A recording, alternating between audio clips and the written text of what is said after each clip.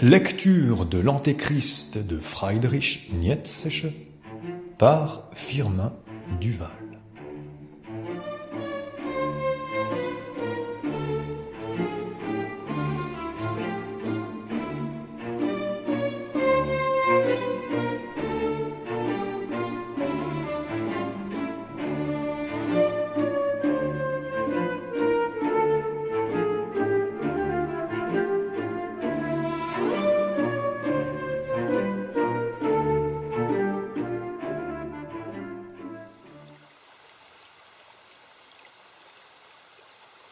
L'Antéchrist, essai de critique du christianisme. Avant-propos. Ce livre est pour les très rares élus. Peut-être même n'en existe-t-il aucun. Il s'agirait de ceux qui comprennent mon Zarathustra. Comment pourrais-je me confondre avec ceux que d'ores et déjà des oreilles sont prêtes à entendre? Seul après-demain m'appartient. Certains naissent posthumes. Les conditions qu'il faut remplir pour me comprendre, et ensuite pour me comprendre immanquablement, je ne les connais que trop bien. Il faut déjà être probe jusqu'à la dureté dans les choses de l'esprit pour supporter mon sérieux, ma passion. Il faut être exercé à vivre en altitude, à considérer comme au-dessous de soi le méprisable bavardage actuel fait de politique et d'égoïsme des peuples. Il faut être devenu indifférent en ce sens. Ne pas se préoccuper de savoir si la vérité est utile ou si elle peut être une fatalité. Une prédilection de la force pour des questions dont personne aujourd'hui n'a le courage. Le courage de l'interdit. Une prédestination pour le labyrinthe. Une expérience issue des 7 solitudes. Des oreilles nouvelles pour une musique nouvelle. Des yeux nouveaux pour des lointains extrêmes. Une conscience nouvelle pour des vérités jusque-là restées muettes. Et une volonté d'économie de grand style. Rassembler sa force, son enthousiasme. Le respect de soi, l'amour de soi, la liberté absolue envers soi. Eh bien, les voilà mes lecteurs, mes véritables lecteurs, mes lecteurs prédestinés. Qu'en est-il du reste? Le reste n'est que l'humanité. Il faut être supérieur à l'humanité par la force, par la hauteur d'âme, par le mépris. Friedrich Nietzsche.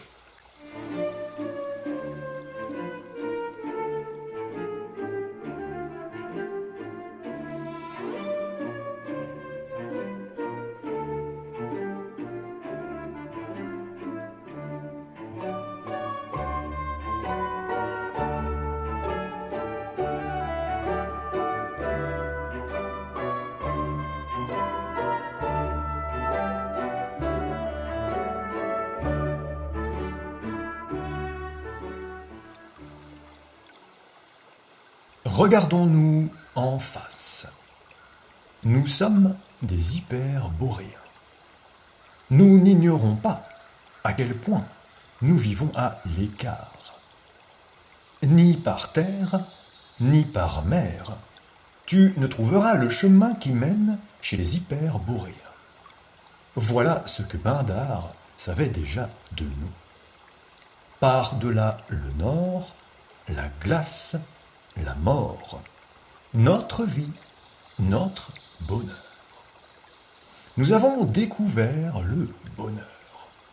Nous connaissons le chemin. Nous avons trouvé la voie pour sortir de millénaires entiers de labyrinthe. Qui l'a trouvé à part nous? L'homme moderne peut-être.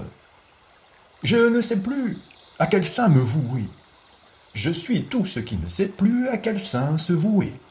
j'ai mis l'homme moderne. C'est de cette modernité-là que nous étions malades. Cette paix avariée, ce compromis lâche, toute cette vertueuse malpropreté du oui et du non moderne.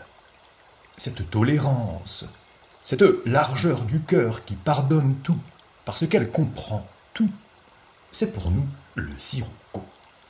Plutôt vivre dans les glaces que parmi les vertus modernes et autres vents du sud. Nous avions assez d'audace. Nous ne ménagions ni nous-mêmes ni autrui. Mais longtemps, nous n'avons pas su vers quoi diriger notre audace. Nous devenions sombres. On nous appelait fatalistes. Notre fatum, à nous, c'était la plénitude, la tension, l'accumulation de force. Nous avions soif de foudre et d'exploit. Nous nous tenions le plus éloigné possible du bonheur des débiles, de la résignation. Il y avait de l'orage dans notre ère. La nature en nous s'obscurcissait, car nous ne disposions d'aucune voix. Formule de notre bonheur, un oui, un non, une ligne droite, un but.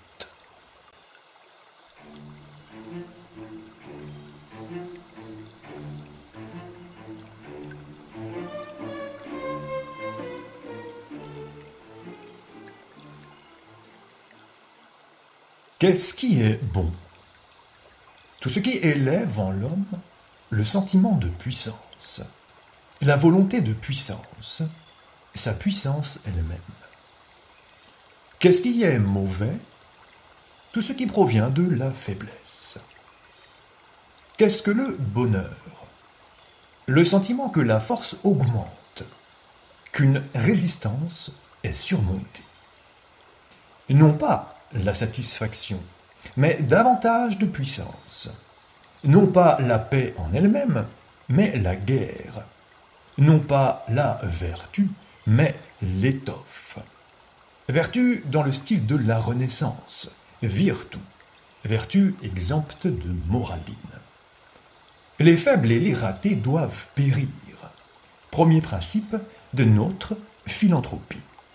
Et on doit même encore les y aider. Qu'est-ce qui est plus nuisible que n'importe quel autre vice? La pitié en acte pour tous les ratés et les faibles, le christianisme.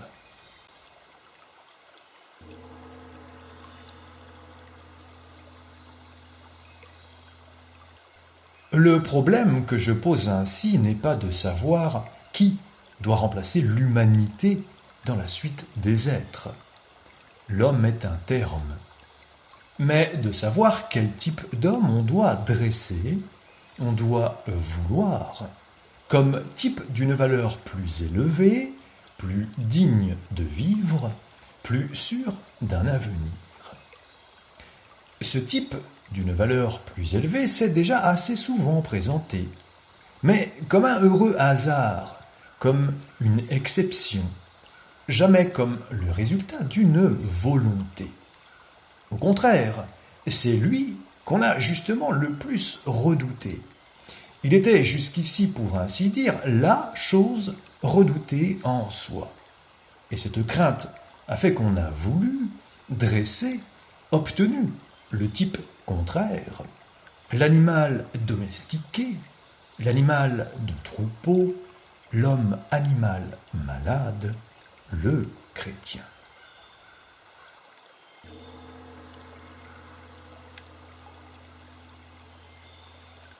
L'humanité ne représente pas du tout une évolution vers le mieux, le plus fort, le plus élevé, au sens où on le croit aujourd'hui. Le progrès n'est qu'une idée moderne, c'est-à-dire une idée fausse. L'Européen d'aujourd'hui se situe, en valeur, très au-dessous de l'Européen de la Renaissance. La poursuite de l'évolution n'implique absolument pas, comme conséquence en quelque manière inéluctable, l'élévation, l'accroissement, l'augmentation de la force. Ceci étant, il existe une réussite continue de cas isolés dans les endroits les plus divers, dans les cultures les plus diverses, cas qui laissent figurer ce qu'est concrètement un type plus élevé. Quelque chose qui, par rapport à l'humanité dans son ensemble, est une sorte de surhumain. De tels heureux hasards de réussite ont toujours été possibles et le seront peut-être toujours. Et des familles, des lignées, des peuples même, dans leur ensemble, peuvent, dans certaines circonstances, représenter de tels coups heureux.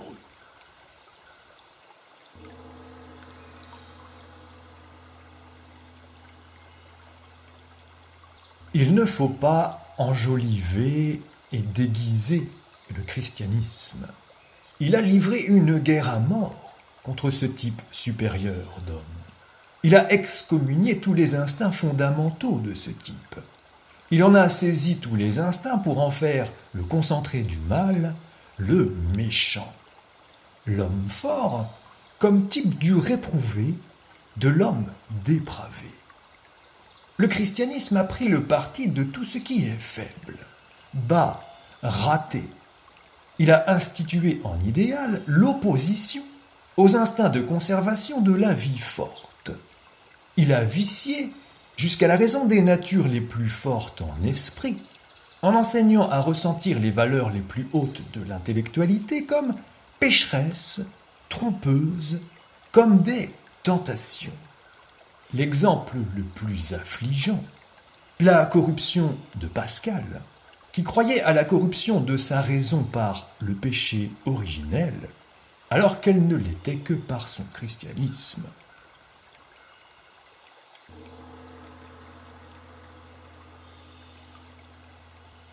C'est un spectacle douloureux, horrible, qui s'est offert à mes yeux. J'ai soulevé le voile qui recouvre la corruption de l'homme. Ce mot, dans ma bouche, est au moins à l'abri d'un soupçon qu'il renferme une accusation morale de l'homme. Je l'entends, je voudrais le souligner à nouveau, depuis un point de vue dépourvu de moraline.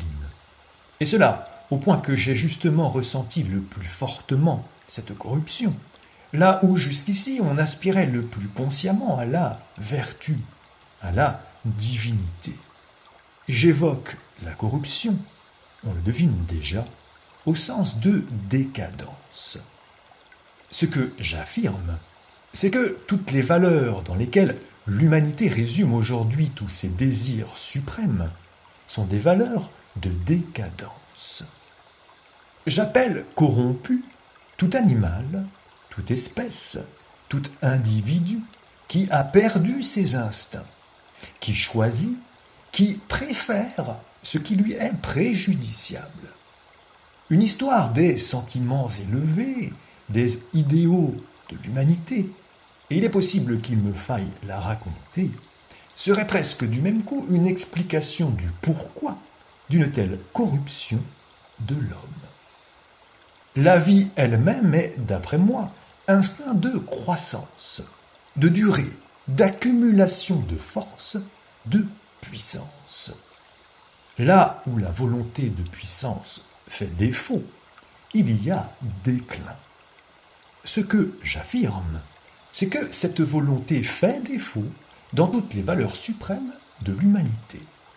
Que les valeurs de déclin, les valeurs nihilistes, règnent sous les noms les plus sacrés.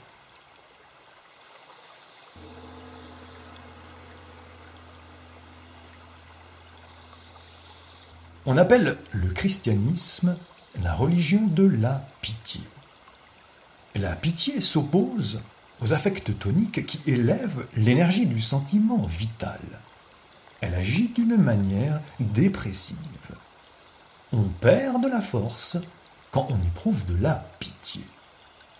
La pitié fait que s'accroît et se diversifie davantage encore la perte de force qu'implique déjà pour la vie toute souffrance. La pitié rend la souffrance elle-même contagieuse. Il y a des circonstances où elle fait aboutir à une perte massive de vie et d'énergie vitale qui est sans commune mesure raisonnable avec sa cause. Tel est le cas pour la mort du Nazaréen. Voilà le premier aspect de la chose, mais il y en a un second plus important encore. À supposer que l'on mesure la pitié à la valeur des réactions qu'elle a coutume de susciter, son caractère de danger pour la vie apparaît beaucoup plus crûment encore. La pitié entrave dans son ensemble la loi de l'évolution, qui est la loi de la sélection. Elle conserve ce qui est mûr pour le dépérissement. Elle lutte en faveur des déshérités et des condamnés de la vie. Elle donne à la vie elle-même un aspect plus sinistre et plus douteux, par la masse des ratages en tout genre qu'elle maintient. On a eu le front d'appeler la pitié une vertu. Dans toute morale noble, elle passe pour une faiblesse. On est allé plus loin.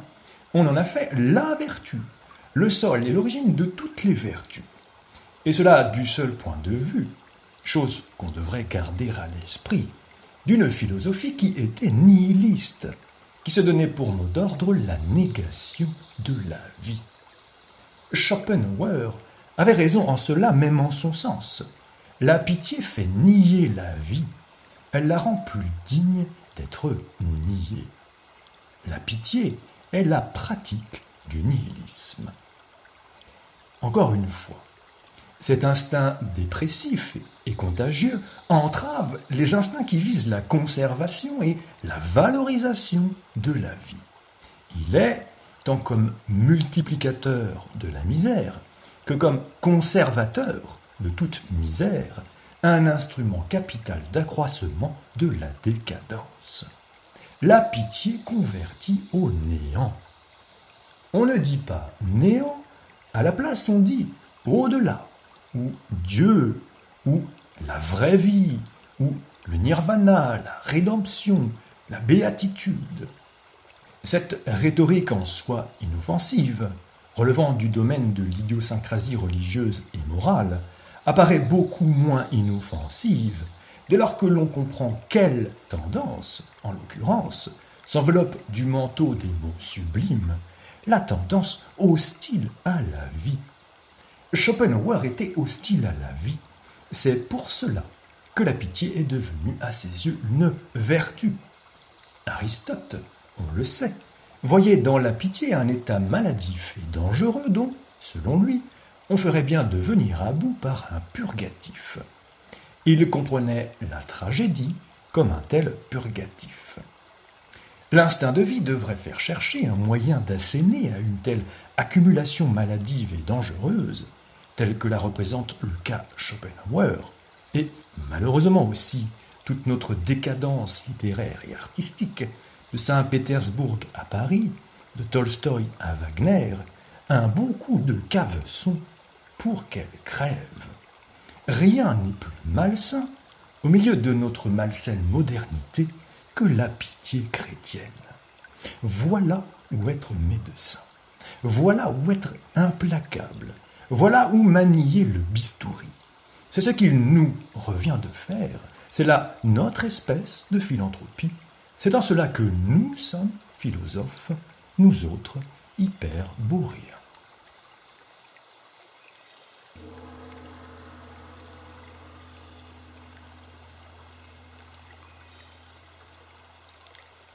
Il est nécessaire de dire qui nous ressentons comme notre antithèse. Les théologiens, et tout ce qui a du sang de théologien dans les veines, toute notre philosophie. Il faut avoir vu cette fatalité funeste de près. Mieux encore, il faut l'avoir éprouvée sur soi. Il faut avoir failli en périr pour ne plus pouvoir prendre la chose à la légère. La libre penserie de nos messieurs naturalistes et physiologistes est à mes yeux une plaisanterie. Il leur manque la passion pour ces affaires, ce que l'on souffre pour elles. Cet empoisonnement va plus loin encore qu'on ne le pense. J'ai retrouvé toute la morgue instinctive du théologien Partout où aujourd'hui on s'éprouve idéaliste, partout où, en vertu d'une prétendue origine supérieure, on revendique le droit de regarder la réalité d'un air supérieur et distant. L'idéaliste, tout à l'instar du prêtre, a en main, et pas seulement en main, toutes les grandes notions, et il joue avec un mépris affable contre l'entendement, l'essence, les honneurs, la bonne vie, la science. Il regarde ces choses-là de haut, comme des forces pernicieuses et pervertissantes, au-dessus desquelles l'esprit planerait dans son pur pour-soi à lui. Comme si l'humilité, la chasteté, la pauvreté, en un mot, la sainteté, n'avaient pas fait jusqu'ici incroyablement plus de tort à la vie que n'importe quelle autre abomination et vice. Le pur esprit, c'est un pur mensonge. Tant que le prêtre passera encore pour une espèce supérieure d'homme, lui qui par profession est le négateur de la vie, la question « qu'est-ce que la vérité ?» restera sans bonne réponse. La bonne réponse est déjà renversée sens dessus-dessous, partout où l'avocat conscient du néant et de la négation passe pour le représentant de la vérité.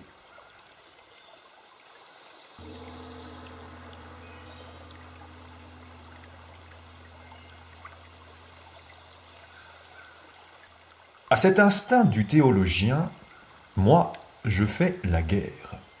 J'ai découvert son empreinte partout. Quiconque possède du sang de théologien se tient d'emblée en porte-à-faux et d'une manière déloyale par rapport à la vérité. L'état affectif qui en découle s'appelle la foi. S'aveugler une fois pour toutes sur soi-même afin de ne pas souffrir de l'aspect de son incurable fausseté. À partir de cette optique faussée sur toutes les choses, on se fabrique une morale, une vertu, une sainteté. On relie la bonne conscience à la vision faussée. On exige qu'aucune autre optique ne puisse plus valoir dès lors que l'on a rendu la sienne propre sacro-sainte grâce aux dénominations Dieu, rédemption, éternité. J'ai déterré l'instinct du théologien encore partout. Il est la forme la plus répandue, véritablement la plus souterraine de fausseté qu'il y ait sur terre. Ce qu'un théologien ressent comme vrai est nécessairement faux. On tient là presque un critère de la vérité. C'est son plus profond instinct de conservation qui interdit que l'on rende hommage à la vérité, ou même seulement qu'on lui donne la parole sur quelque point que ce soit. Aussi loin que s'étend l'influence des théologiens, le jugement sur la valeur est renversé sens dessus-dessous. Les notions de vrai et de faux sont nécessairement inversées. Ce qui est le plus nuisible à la vie, cela s'appelle ici vrai. Ce qui l'élève, l'augmente, l'approuve, la justifie et la fait triompher, s'appelle faux. S'il arrive que des théologiens, par l'entremise de la conscience des princes ou des peuples, étendent la main vers le pouvoir, ne doutons pas de ce qui se passe chaque fois au fond. La volonté de fin, la volonté nihiliste, veut le pouvoir.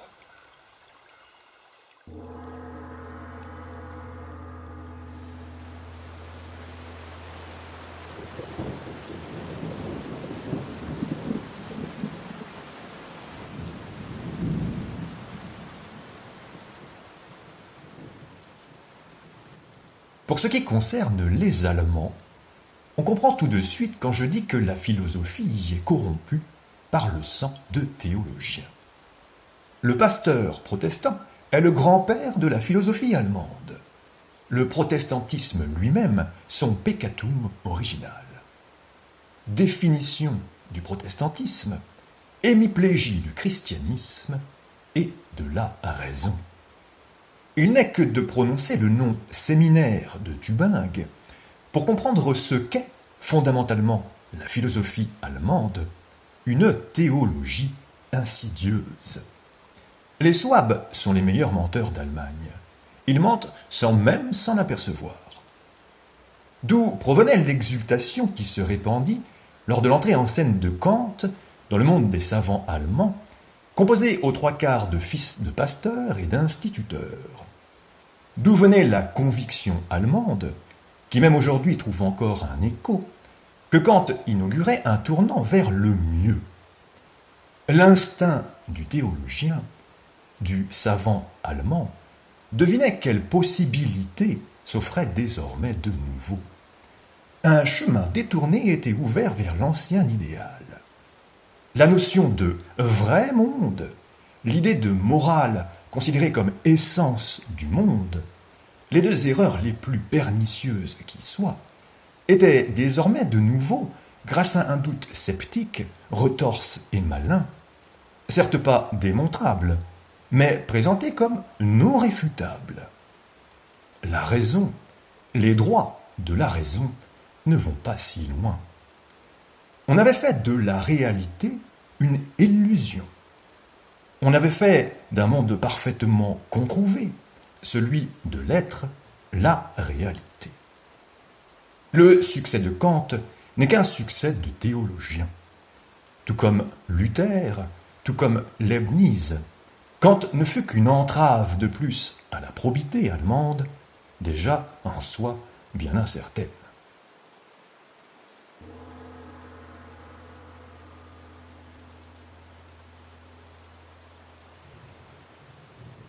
Encore un mot contre Kant, moraliste. Une vertu doit être notre invention, notre légitime défense et notre urgence les plus personnelles. En tout autre sens, elle n'est qu'un danger. Ce qui n'est pas nécessité par notre vie lui porte préjudice. Une vertu qui ne dérive que du sentiment de respect envers l'idée de vertu, au sens où Kant l'entendait, est préjudiciable. La vertu, le devoir, le bien en soi, le bien, caractérisé par l'impersonnalité et l'universalité, billevesé où s'exprime le déclin, l'ultime débilitation de la vie, la chinoiserie königsbergienne. C'est le contraire que réclament les plus profondes lois de la conservation et de la croissance, que chacun s'invente sa vertu, son impératif catégorique. Un peuple périt quand il confond son devoir avec l'idée du devoir en général. Rien ne démolit plus profondément, plus intimement, que tout devoir impersonnel, que tout sacrifice homologue de l'abstraction. Et l'on n'a pas ressenti l'impératif catégorique de Kant comme dangereux pour la vie. C'est l'instinct du théologien qui, à lui tout seul, l'a pris sous sa protection. Une action à laquelle pousse l'instinct de vie trouve dans le plaisir la preuve qu'elle est une action juste. Et ce nihiliste aux tripes chrétiennes et dogmatique tenait le plaisir pour une objection rédhibitoire. Qu'est-ce qui détruit plus expéditivement que de travailler, penser, sentir, sans nécessité intérieure, sans choix profondément personnel, sans plaisir, comme un automate du devoir? C'est carrément la recette de la décadence, voire de l'idiotie. Kant est devenu un idiot. Et c'était le contemporain de Goethe. Et c'est cette funeste araignée qui passait pour le philosophe allemand et qui passe encore pour tel. Je me garde bien de dire ce que je pense des Allemands. Kant n'a-t-il pas vu dans la Révolution française le passage de l'état de sa forme inorganique à sa forme organique? Ne s'est-il pas demandé s'il existe un épisode qui ne puisse absolument pas s'expliquer autrement que par une disposition morale de l'humanité, de telle sorte que la tendance de l'humanité au bien soit démontrée une fois pour toutes? Réponse de Kant, c'est la révolution. L'instinct de méprise en tout et surtout, la contre-nature comme instinct, la décadence allemande comme philosophie, voilà Kant.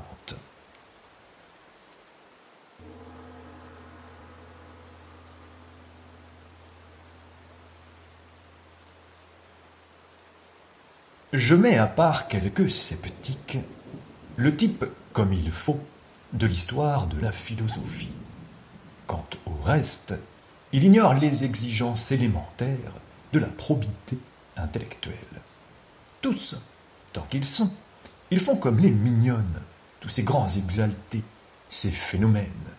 Ils tiennent d'emblée les beaux sentiments pour des arguments, la poitrine gonflée pour un soufflet de la divinité, la conviction pour un critère de la vérité. Kant, pour finir, dans son innocence allemande, a cherché à conférer une valeur scientifique à cette forme de corruption, à ce défaut de conscience intellectuelle, sous la dénomination de raison pratique. Il a inventé une raison, exprès pour savoir dans quel cas on n'a pas à se soucier de la raison. C'est-à-dire quand la morale, quand l'exigence sublime tu dois se fait entendre. Si l'on songe que, chez presque tous les peuples, le philosophe n'est que le développement du type sacerdotal, cet héritage du prêtre qu'est le faux monnayage avec soi-même n'est plus pour surprendre.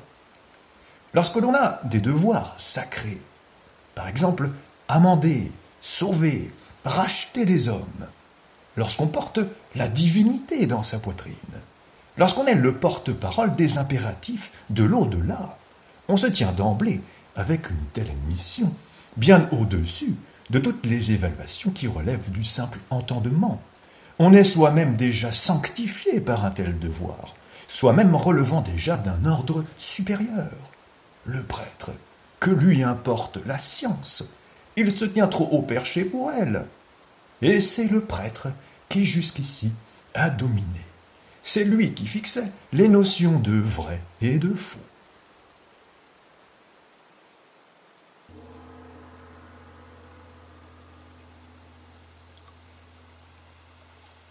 Ne sous-estimons pas ceci. Nous-mêmes, nous, esprits libérés, sommes déjà une transvaluation de toutes les valeurs, une déclaration de guerre et de victoire personnifiée contre toutes les vieilles notions de vrai et de faux. Les vues les plus précieuses sont celles que l'on trouve en dernier, car les vues les plus précieuses résultent des méthodes. Toutes nos méthodes, toutes les conditions d'exercice de notre scientificité actuelle ont essuyé pendant des millénaires le plus profond mépris. Elles vous faisaient exclure du commerce avec les gens honnêtes. On passait pour un ennemi de Dieu, un contempteur de la vérité, pour un possédé. Le tempérament scientifique faisait de vous un Chandala. Nous avons eu contre nous tous les sentiments passionnels de l'humanité. Son idée de ce que doit être la vérité, de ce que doit être le service de la vérité.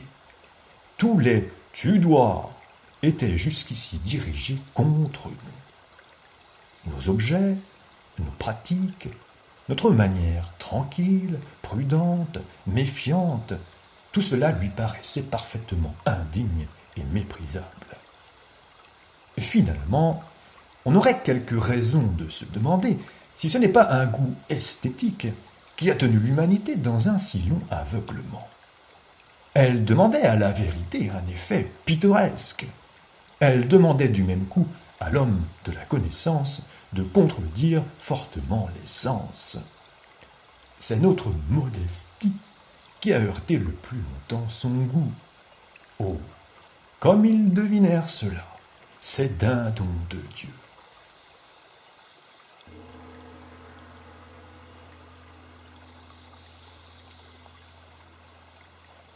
Nous avons changé de principe. Nous sommes, sur tous les points, devenus plus modestes. Nous ne faisons plus descendre l'homme de l'esprit, de la divinité. Nous l'avons replacé parmi les animaux. Il passe à nos yeux pour l'animal le plus fort, parce qu'il est le plus rusé. Un corollaire en est son intellectualité. Nous nous défendons, d'autre part, contre une vanité qui aimerait là aussi refaire bruyamment son apparition, Elle ferait comme si l'homme était la grande intention cachée de l'évolution animale. Il n'est nullement le couronnement de la création. Chaque être, à côté de lui, dispose d'un degré égal de perfection. Et en affirmant cela, nous en affirmons déjà trop. L'homme, relativement, est l'animal le plus raté, le plus maladif, celui qui s'est écarté le plus dangereusement de ses instincts. Il est vrai qu'avec tout cela, il est aussi l'animal le plus intéressant. Pour ce qui concerne l'animal, c'est Descartes qui, le premier, avec une audace digne d'admiration, osa l'idée de le comprendre comme une machina.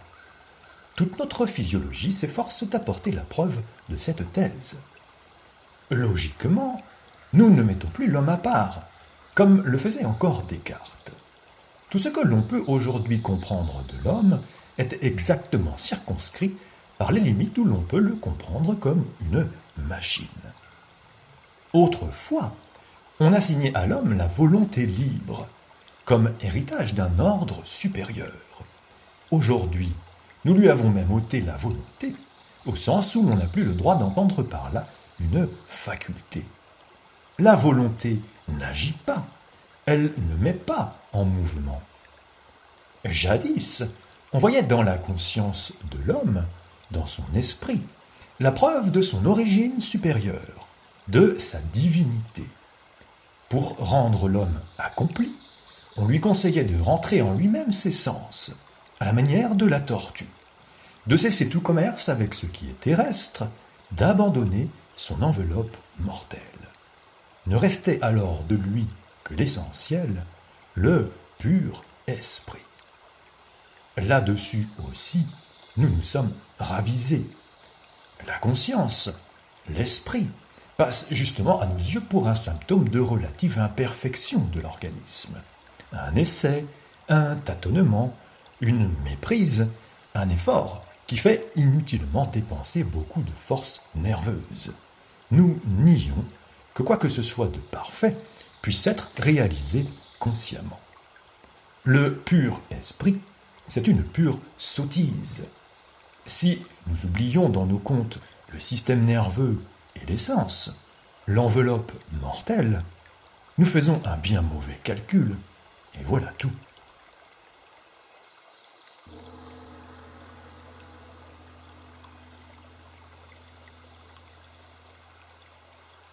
Dans le christianisme, ni la morale, ni la religion n'ont un quelconque point commun avec la réalité. Rien que des causes imaginaires. Dieu, âme, moi, esprit, la volonté libre, voire la volonté serve.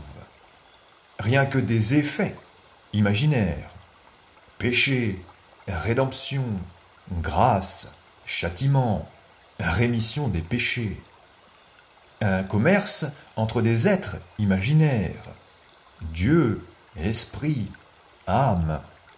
Une science de la nature imaginaire, anthropocentrique, avec absence complète de la notion de cause naturelle. Une psychologie imaginaire, rien que des malentendus sur soi, des interprétations de sentiments généraux agréables ou désagréables, par exemple des états du nervus sympathicus, moyen de la sémiotique de l'idiosyncrasie religieuse et morale, repentance, remords, tentation du malin, proximité de Dieu. Une téléologie imaginaire, le royaume de Dieu, le jugement dernier, la vie éternelle.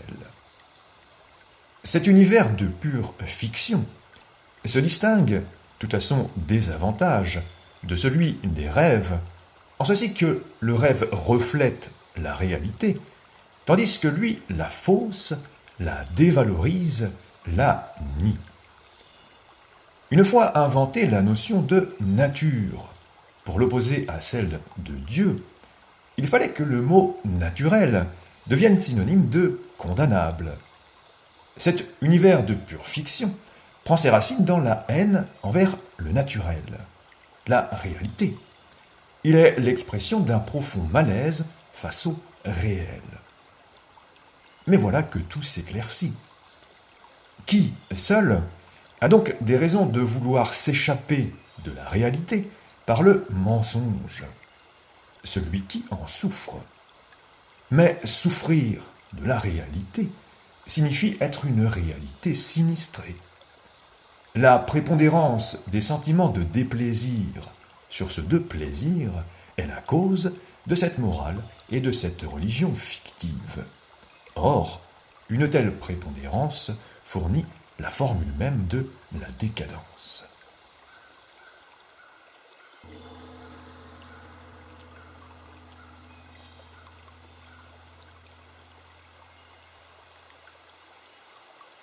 C'est à la même conclusion qu'oblige une critique de la notion chrétienne de Dieu. Un peuple qui croit encore en lui-même possède aussi encore son propre Dieu. En lui, il adore les conditions qui lui font avoir le dessus, ses vertus.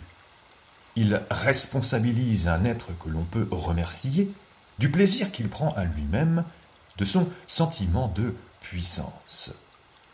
Qui est riche veut donner. Un peuple fier a besoin d'un Dieu pour lui offrir des sacrifices.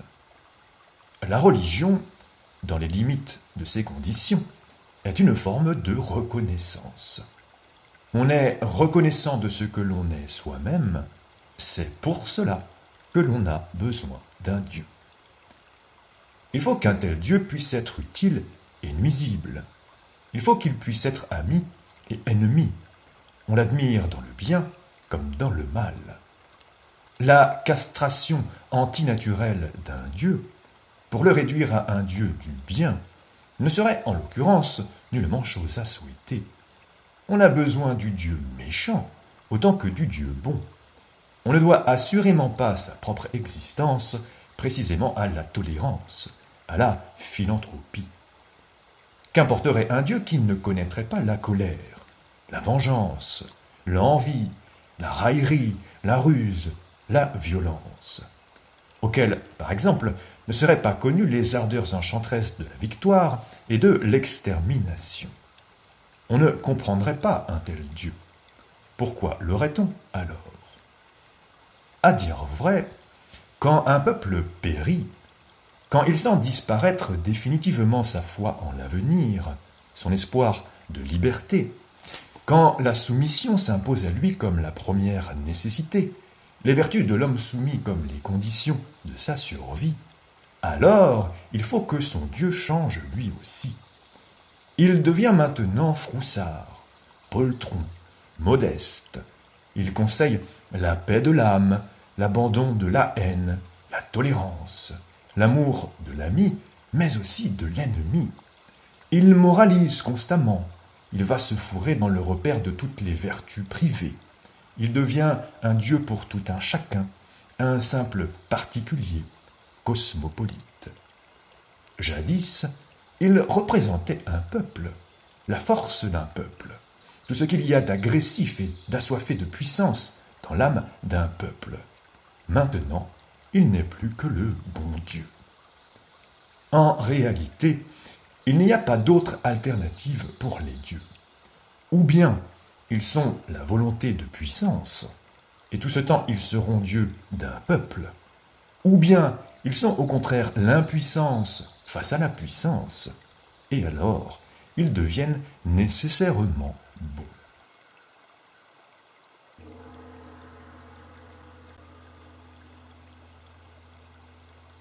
Là où, sous une forme quelconque, la volonté de puissance décline, il y a chaque fois aussi une régression physiologique, une décadence.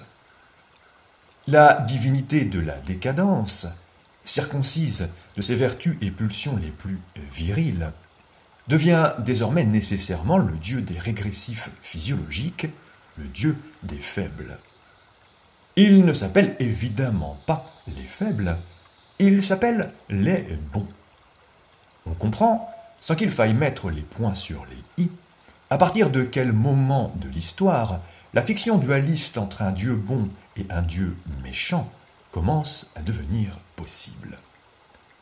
À l'aide du même instinct par lequel les dominés ravalent leur Dieu au bien en soi, ils effacent les bonnes qualités du Dieu de leur dominateur.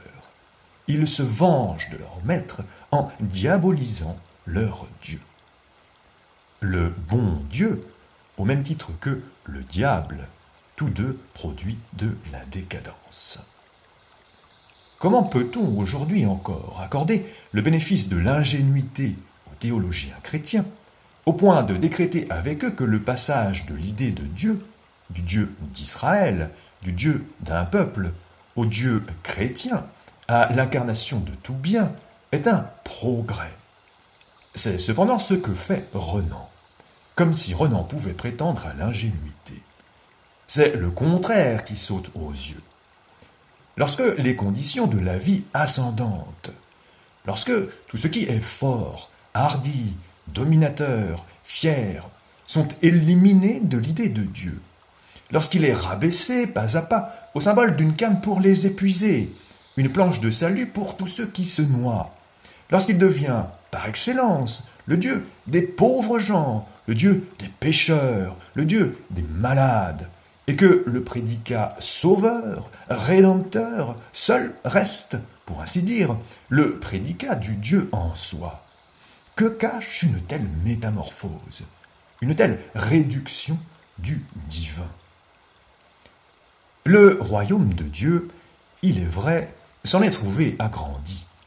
Autrefois, il n'avait que son peuple même, son peuple élu.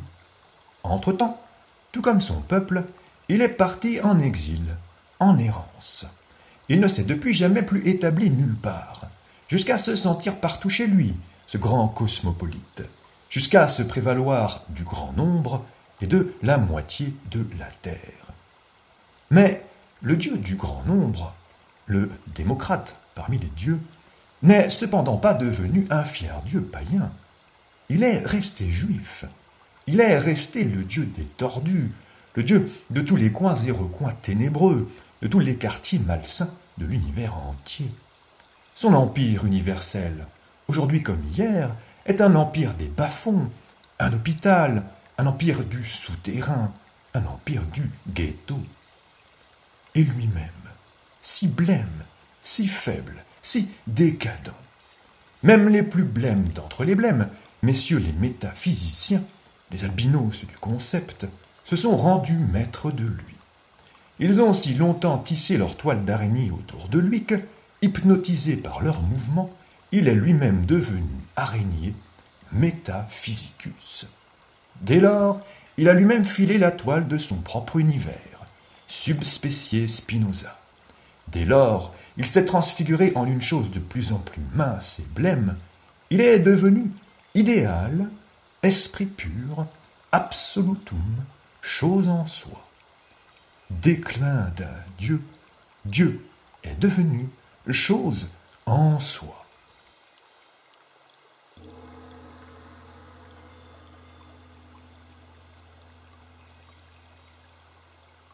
La notion chrétienne de Dieu, Dieu comme Dieu des malades, Dieu comme araignée, Dieu comme esprit, est une des notions de Dieu les plus corrompues qu'on ait atteintes sur Terre.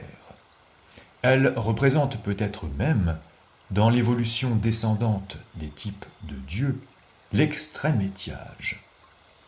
Dieu dégénéré en antithèse de la vie. Au lieu d'être sa transfiguration et son oui éternel, en Dieu, l'hostilité déclarée à la vie, à la nature, au vouloir vivre.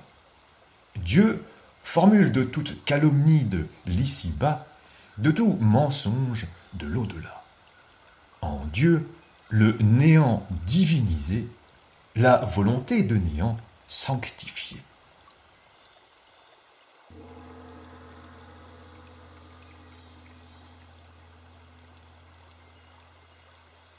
Si les races fortes de l'Europe du Nord n'ont pas repoussé le Dieu chrétien, cela ne fait vraiment pas honneur à leur intellectualité religieuse, pour ne rien dire de leur goût. Un tel sous-produit, souffreteux et sénile de la décadence, elles auraient dû s'en débarrasser. Mais ce fut leur malédiction qu'elles ne s'en soient pas débarrassées. Elles ont intégré dans tous leurs instincts la maladie, la sénilité, la contradiction. Elles n'ont, depuis lors, jamais plus créé de Dieu. Presque 2 millénaires et pas un seul nouveau Dieu. Mais, toujours et encore, est comme justifié dans son existence comme ultimatum, maximum de la faculté de créer des dieux, du Creator Spiritus en l'homme, ce méprisable Dieu du monotonothéisme chrétien. Cet hybride produit de la décadence, né du zéro, du concept et de la contradiction, dans lequel tous les instincts de décadence, toutes les lâchetés et les lassitudes de l'âme trouvent leur sanction.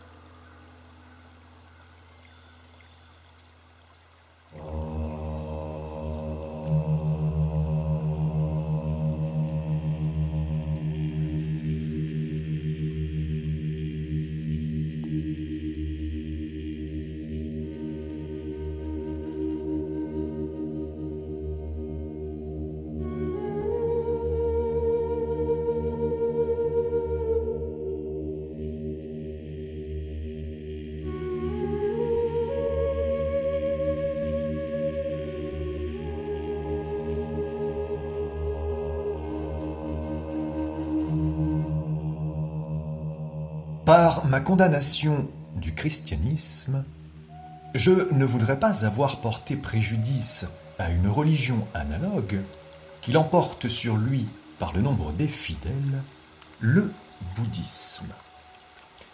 Tous deux font la paire en tant que religion nihiliste. Ce sont des religions de décadence. Tous deux se distinguent très notablement. De ce que l'on peut désormais les comparer, le critique du christianisme doit en être profondément reconnaissant aux savants indianistes. Le bouddhisme est 100 fois plus réaliste que le christianisme. Il a hérité, par atavisme, la capacité de poser des problèmes objectivement et froidement. Il survient après un mouvement philosophique qui a duré des centaines d'années. La notion de Dieu est déjà liquidée lorsqu'il survient. Le bouddhisme est la seule religion effectivement positiviste que nous présente l'histoire. Même dans sa théorie de la connaissance, un strict phénoménalisme, il ne déclare pas la guerre au péché, mais rendant à la réalité ses droits, guerre à la souffrance. Il a dépassé ce qui le distingue profondément du christianisme, le leurre de soi-même que sont les notions morales. Il se situe, pour employer mon langage, par-delà bien et mal. Les deux faits physiologiques sur lesquels il repose et qu'il prend en considération sont, premièrement, une hyperesthésie de la sensibilité qui s'exprime sous la forme d'une capacité raffinée à souffrir. Ensuite, une surintellectualisation, une vie trop longuement passée dans les concepts et les procédures logiques, dans laquelle l'instinct personnel a été lésé au profit de l'instinct impersonnel. État que certains de mes lecteurs, les objectifs, connaîtront aussi bien que moi l'un et l'autre par expérience.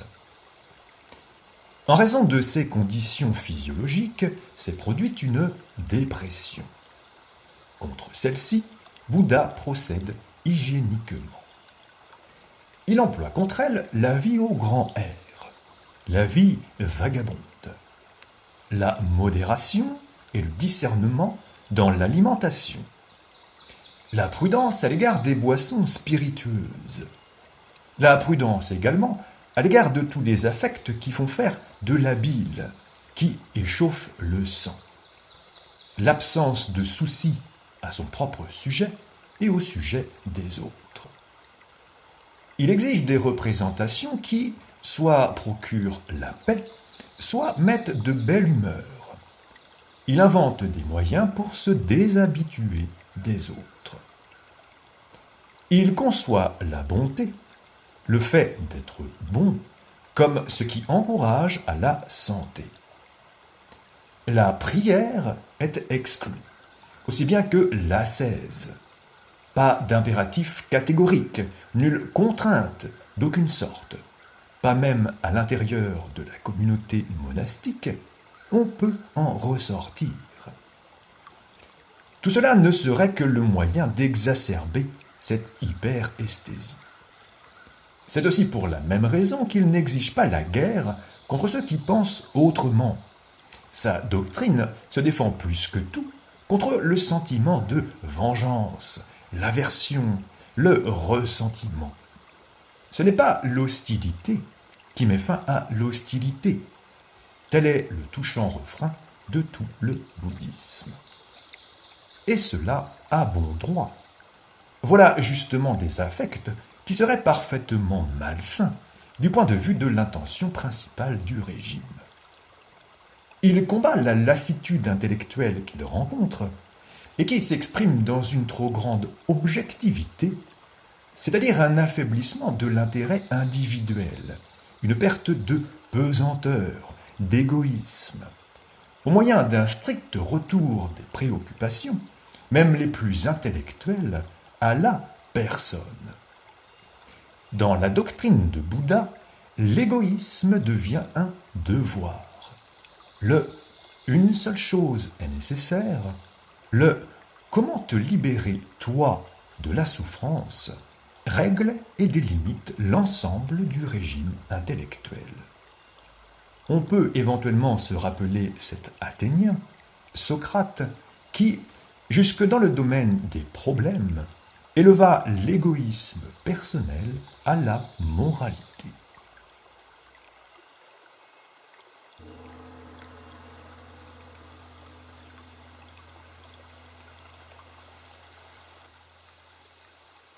Le bouddhisme implique un climat très tempéré, des mœurs d'une grande douceur et d'une grande largeur d'esprit, mais il proscrit tout militarisme. Et il implique que le mouvement ait son foyer dans les classes supérieures et même savantes.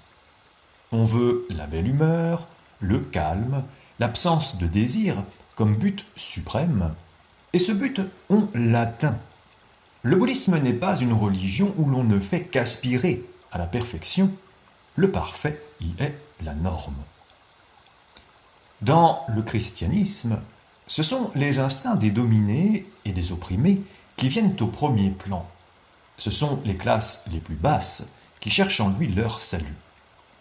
Il fait pratiquer la casuistique du péché, la critique de soi-même, l'inquisition de conscience comme passe-temps, comme moyen de lutter contre l'ennui.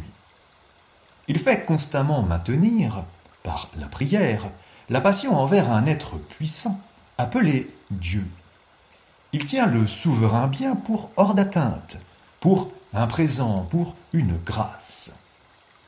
Il proscrit la publicité. Ce qui est chrétien, c'est la cachotterie, les lieux obscurs. Il fait mépriser le corps. Il rejette l'hygiène comme sensualité. L'Église se défend même contre la propreté. La première mesure chrétienne, prise après l'expulsion des morts, a été la fermeture des bains publics qui, dans la seule ville de Cordoue, était au nombre de 270. Ce qui est chrétien, c'est un certain sens de la cruauté dirigée contre soi-même et contre autrui. La haine contre ceux qui pensent différemment, une volonté de persécution. Des représentations sinistres et irritantes y occupent le premier plan. Les états les plus recherchés, ceux qu'on y désigne des noms les plus hauts, sont de nature épileptoïde. Le régime y est choisi de telle manière qu'il favorise des phénomènes morbides et surexcite les nerfs. Ce qui est chrétien, c'est l'hostilité mortelle contre les seigneurs de la terre, contre les nobles, qui va de pair avec une concurrence cachée, secrète. On leur laisse leur corps, on ne veut que leur âme. Ce qui est chrétien, c'est la haine contre l'esprit, contre la fierté, le courage, la liberté, le libertinage de l'esprit. Ce qui est chrétien, c'est la haine contre les sens, contre la joie des sens, contre la joie tout court.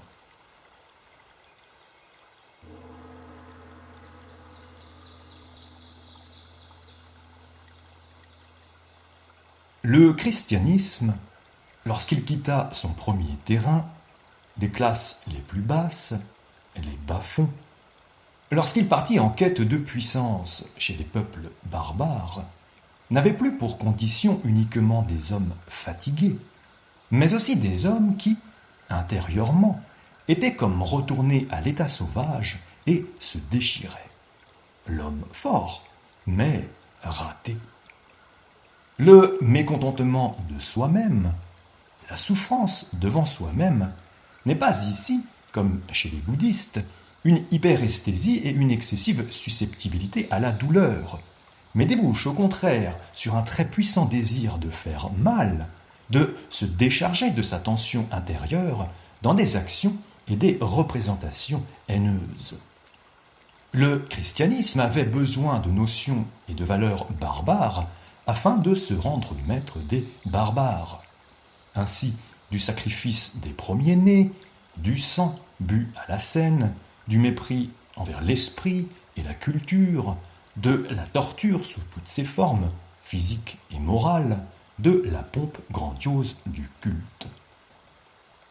Le bouddhisme est une religion pour des hommes tard venus, pour des races devenues bonnes, douces, surintellectualisées, qui éprouvent trop facilement de la douleur. L'Europe n'était de loin pas encore mûre pour lui. Il est une façon de les ramener à la paix et à la belle humeur, au régime dans l'ordre intellectuel et à un certain endurcissement de l'ordre physique. Le christianisme veut se rendre maître de bêtes de proie. Son moyen est de les rendre malades. L'affaiblissement est la recette chrétienne pour la domestication, pour civiliser. Le bouddhisme est une religion qui convient après la réussite d'un mouvement civilisateur. Le christianisme ne trouve même pas cette chose devant lui. Il suscite plutôt l'échec de toute civilisation.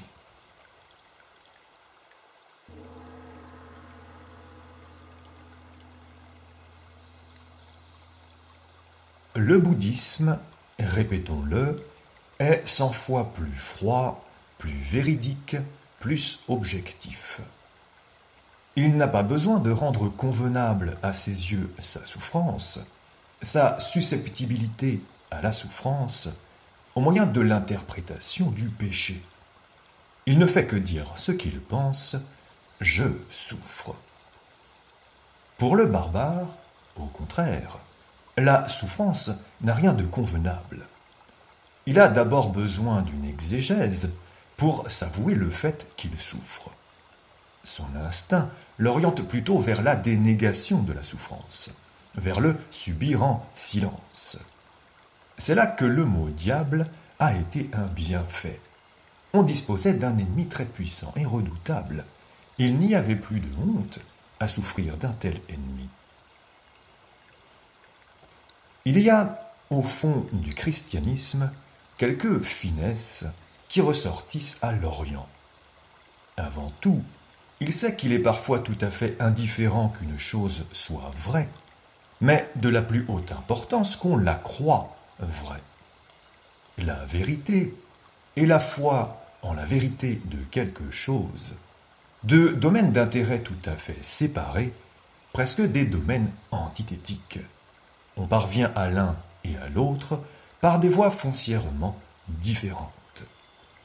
Être initié là-dessus, en Orient, c'est ce qui constitue presque le sage. C'est ainsi que le comprennent les brahmanes, ainsi que le comprend Platon, ainsi tout disciple d'une sagesse ésotérique. Quand, par exemple, il y va du bonheur de se savoir sauvé du péché. Il n'est nullement nécessaire que l'homme soit pécheur, mais seulement qu'ils se sentent pécheurs. Or, pour autant qu'avant tout la foi est nécessaire, il faut jeter le discrédit sur la raison, la connaissance, la recherche intellectuelle. La voie de la vérité devient une voie défendue. L'espérance violente est un stimulant bien plus grand que n'importe quel bonheur qui se produit effectivement. Il faut maintenir les souffrants par une espérance à laquelle on ne puisse opposer aucune réalité, qui ne puisse être anéantie par aucun accomplissement, une espérance de l'au-delà. C'est justement à cause de cette capacité à faire lanterner le malheureux que l'espérance passait aux yeux des Grecs pour le mal entre tous, le mal en réalité sournois, mal qui resta au fond de la boîte de Pandore. Pour que l'amour soit possible, Dieu doit être une personne. Pour que les bas instincts puissent avoir voix au chapitre, il faut que Dieu soit jeune. Pour susciter la ferveur des femmes, il faut mettre en vedette un beau saint garçon. Pour celle des hommes, il faut une Vierge Marie. Cela en considération de ce que le christianisme veut dominer sur un terrain où les cultes d'Aphrodite ou d'Adonis ont déjà établi la conception du culte. L'exigence de la chasteté renforce la véhémence et l'intériorité de l'instinct religieux.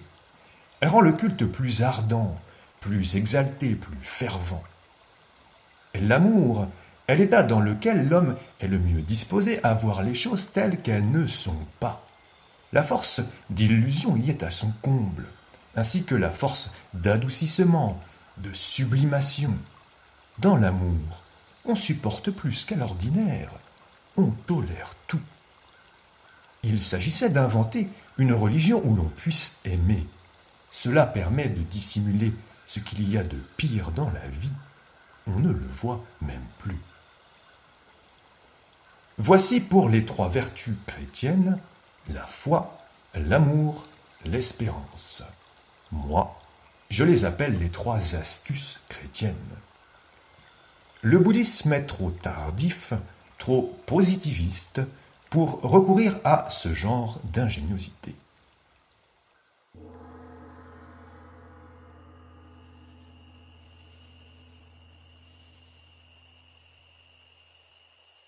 Je me borne ici à toucher au problème de l'origine du christianisme. Le premier principe pour le résoudre est le suivant. Le christianisme ne peut se comprendre qu'à partir du sol sur lequel il a poussé. Il n'est nullement un mouvement de réaction contre l'instinct juif. C'en est au contraire une conséquence obligée, une conclusion de plus dans son effarante logique.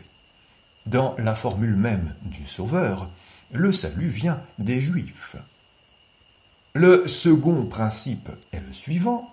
Le type psychologique du Galiléen y est encore reconnaissable, mais ce n'est que dans sa défiguration complète, qui est à la fois une mutilation et une surcharge en traits étrangers à sa nature, qu'il a pu servir à ce pourquoi on l'a utilisé, à savoir comme le type du Rédempteur de l'humanité.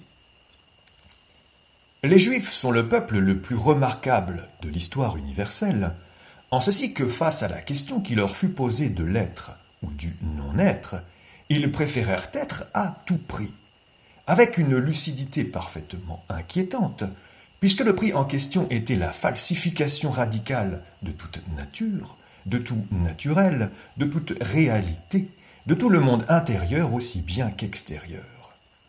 Ils se sont démarqués de toutes les conditions dans lesquelles jusque-là un peuple pouvait vivre, avait le droit de vivre. Ils ont créé une notion antithétique des conditions naturelles. Ils ont successivement retourné, d'une façon irrémédiable, la religion, le culte, la morale, l'histoire, la psychologie. Ils en ont fait le contraire de leurs valeurs naturelles. Avec le christianisme, nous rencontrons une seconde fois ce même phénomène, certes dans des proportions infiniment plus considérables, mais néanmoins seulement à titre de copie. L'Église chrétienne, en comparaison au peuple saint, ne saurait aucunement prétendre à l'originalité. Les Juifs sont, justement en cela, le peuple le plus remarquablement funeste de l'histoire universelle. Dans les effets après coup qu'ils ont exercés, ils ont rendu l'humanité à ce point fausse qu'aujourd'hui encore, le christianisme parvient à éprouver des sentiments anti-juifs, sans pour autant se considérer lui-même comme l'ultime conséquence juive. Dans ma généalogie de la morale, j'ai pour la première fois exposé psychologiquement le couple antinomique d'une morale noble et d'une morale du ressentiment, cette dernière ayant jailli du non contre la première. Or, elle n'est rien d'autre que la morale judéo-chrétienne. Pour pouvoir dire non à tout ce qui représente sur Terre le mouvement ascendant de la vie, la réussite, la puissance, la beauté, l'approbation de soi, il fallait que l'instinct du ressentiment, devenu génie, inventât un autre monde à partir duquel toute affirmation de la vie apparaissait comme le mal, le condamnable en soi. Considéré psychologiquement, le peuple juif est un peuple à la force vitale la plus coriace, un peuple qui, placé dans des conditions insoutenables, adopte tout à fait librement, mu par la plus profonde sagesse de l'autoconservation, le parti de tous les instincts de décadence. Pas du tout parce qu'il est dominé par ces instincts, mais parce qu'il a deviné en eux une puissance grâce à laquelle on peut s'imposer contre le monde. Les Juifs sont le contraire de tous les décadents. Ils ont dû se faire passer pour eux jusqu'à l'illusion. Ils ont su se placer, avec un génie nec plus ultra de comédien, à la tête de tous les mouvements de décadence, tel le christianisme paulinien, pour en tirer quelque chose de plus fort que tout parti approbateur de la vie. La décadence, pour l'espèce d'homme qui aspire au pouvoir dans le judaïsme et le christianisme, l'espèce sacerdotale, n'est qu'un moyen. Cette espèce d'homme a un intérêt vital à rendre l'humanité malade et à retourner les notions de bien, de mal, de vrai et de faux en un sens dangereux pour la vie et calomniateur du monde.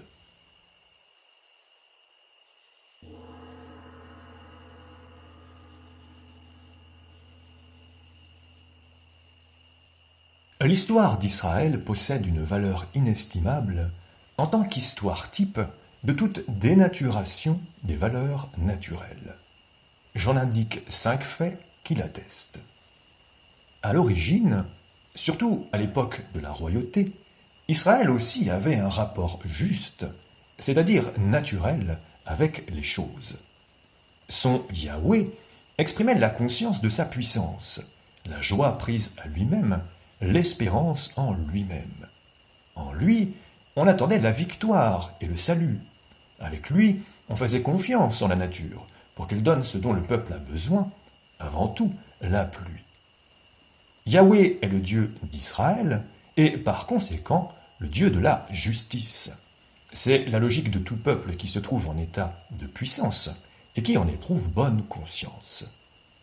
C'est dans le culte solennel que s'expriment ces deux aspects de l'auto-approbation. Il est reconnaissant envers les grandes destinées grâce auxquelles Israël a eu le dessus. Il est reconnaissant envers le cycle des saisons et toute prospérité dans l'élevage et l'agriculture. Cet état de choses resta encore longtemps l'idéal, même une fois aboli d'une triste façon. L'anarchie au dedans, l'assyrien au dehors. Mais le peuple maintenait, comme idéal suprêmement désirable, cette vision d'un roi bon soldat et juge sévère, vision retenue surtout par Ésaïe, ce prophète typique, c'est-à-dire critique et satiriste du présent. Cependant, toute espérance demeura vaine. L'ancien Dieu ne pouvait plus rien de ce qu'il avait pu autrefois. On aurait dû le laisser choir. Qu'arriva-t-il ? On modifia la notion qu'on avait de lui. On dénatura sa notion. À ce prix seulement, on le maintint. Yahweh, le Dieu de la justice, cessa de faire corps avec Israël. Il n'exprimait plus le sentiment d'amour-propre du peuple. Il n'était plus qu'un Dieu au conditionnel. La notion de Dieu devient un instrument entre les mains de prêtres agitateurs qui interprètent désormais tout bonheur comme une récompense et tout malheur comme un châtiment pour avoir désobéi à Dieu, pour avoir péché. Avec cette frauduleuse manière d'interpréter dans le sens d'un ordre moral du monde, la notion naturelle de cause et d'effet est une fois pour toutes retournée sens dessus dessous. Une fois qu'on a, avec la récompense et la punition, éliminé la causalité naturelle, on a besoin d'une causalité antinaturelle. Tout le reste de la contre-nature s'ensuit. Un Dieu qui exige, au lieu d'un Dieu qui assiste, d'un Dieu qui prête conseil, qui désigne en un mot toute heureuse inspiration du courage et de la confiance en soi. La morale cesse d'être l'expression des conditions de vie et de croissance du peuple. Elle cesse d'être son plus élémentaire instinct de vie, et elle devient abstraite, antithèse de la vie, la morale comme altération fondamentale de l'imagination, comme mauvais œil jeté sur toute chose. Qu'est-ce que la morale juive? Qu'est-ce que la morale chrétienne? Le devenir qui a perdu son innocence, le malheur souillé par la notion de péché, le bien-être considéré comme un danger, une tentation, le mal-être physiologique empoisonné par le ver de la conscience morale.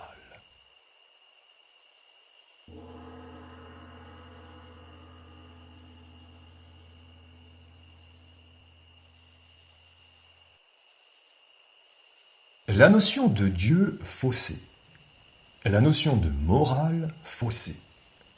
Le clergé juif ne s'en tint pas là. Toute l'histoire d'Israël était devenue inutilisable. À la trappe! Ces prêtres ont exécuté ce tour de force de falsification dont une bonne partie de la Bible constitue le document. Avec un mépris sans égal envers toute tradition, envers toute réalité historique, ils ont retraduit en termes religieux tout le passé de leur peuple.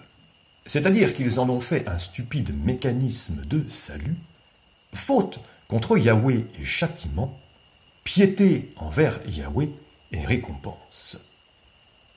Nous ressentirions cet ignominieux forfait de falsification historique beaucoup plus douloureusement encore si l'interprétation ecclésiastique de l'histoire, depuis des millénaires, ne nous avait pas rendus complètement sourds aux exigences de probité in historicis. Et l'Église a été secondée par les philosophes. Le mensonge de l'ordre moral du monde parcourt toute l'évolution de la philosophie, même moderne. Que signifie ordre moral du monde? Qu'il y a, une fois pour toutes, une volonté de Dieu qui dit ce que l'homme doit faire et ce qu'il ne doit pas faire.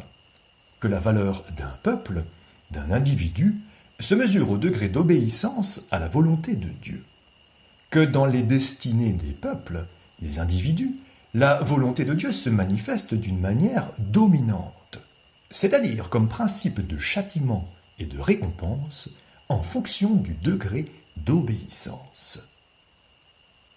Au lieu de ce lamentable mensonge, la réalité dit quant à elle une espèce d'homme parasite qui ne prospère qu'au détriment des organisations saines de la vie, le prêtre abuse du nom de Dieu. Il appelle royaume de Dieu un état des choses où c'est lui qui détermine la valeur des choses. Il appelle volonté de Dieu les moyens grâce auxquels un tel état est atteint ou conservé. Avec un froid cynisme, il évalue les peuples, les époques, les individus, en fonction de leur utilité ou de leur opposition au pouvoir absolu des prêtres. Voyez-les à l'œuvre. Entre les mains des prêtres juifs, la grande époque de l'histoire d'Israël devint une époque d'impiété. L'exil, le long malheur, se métamorphosa en un châtiment éternel pour la grande époque. Des figures puissantes de l'histoire d'Israël, ils ont fait, avec beaucoup de liberté et au gré des besoins, ou bien de misérables cafards et cagots, ou bien des impies. Ils ont réduit la psychologie des grands événements à la formule pour idiot obéissance ou désobéissance à Dieu. Mais cela ne s'arrêta pas là. La volonté de Dieu, c'est-à-dire les conditions de conservation du pouvoir par le prêtre, doit être connue. Dans ce but, il faut une révélation. Traduction, on a besoin d'une énorme falsification littéraire. On découvre une écriture sainte. Elle est rendue publique avec toute la pompe hiératique, les jours de pénitence et les cris de lamentation pour le péché invétéré. La volonté de Dieu était depuis longtemps établie. Le malheur tient à ce qu'on s'est éloigné de l'écriture sainte. À Moïse déjà, la volonté de Dieu s'était révélée. Qu'était-il arrivé? Avec minutie, avec pédanterie, le prêtre avait formulé une fois pour toutes ce qu'il veut avoir, ce qu'est la volonté de Dieu, jusqu'aux grands et petits tributs qu'on devait lui payer, sans oublier les meilleurs morceaux de viande, car le prêtre est un bouffeur de beefsteak. Dès lors, toutes les affaires de la vie furent ordonnées de telle sorte que le prêtre était partout indispensable.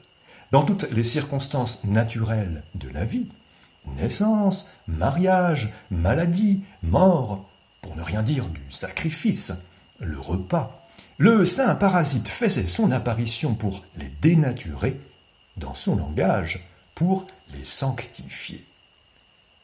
Car il faut bien comprendre ceci.